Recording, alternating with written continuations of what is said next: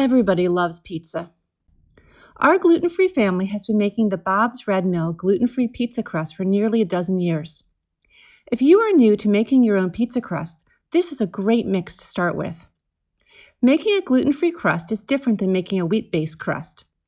I use a slightly different method than the directions on the back of the package. Let me walk you through my process before you start. Carefully open the package of pizza and remove the yeast packet. Mix the yeast with 1½ cups of warm water, which is approximately 330 grams. Stir well and set aside for a few minutes while you get the other ingredients ready. In a large mixing bowl or stand mixer, add the flour blend, eggs, oil, and yeast water. Mix well until all ingredients are combined.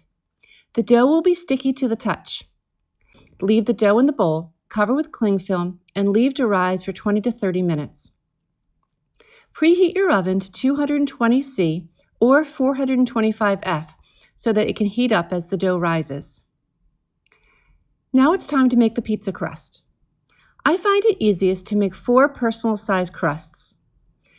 Take a sheet of baking paper. Make sure it's baking paper and not wax paper or grease-proof paper. Scoop out approximately 1/4 of the dough and place it in the center of the paper. Here is the important part. Dip your hands in water and shake off the excess. Use wet hands to gently spread the dough into a crust.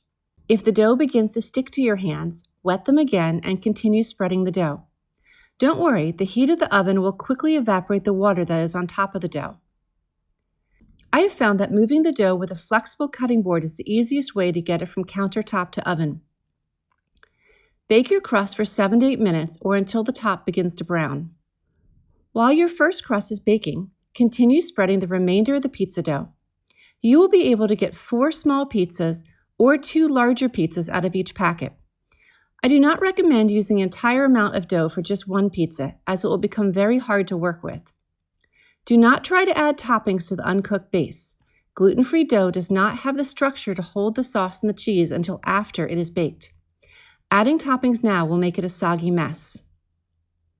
Remove the crust from the oven and place it on a wire cooling rack.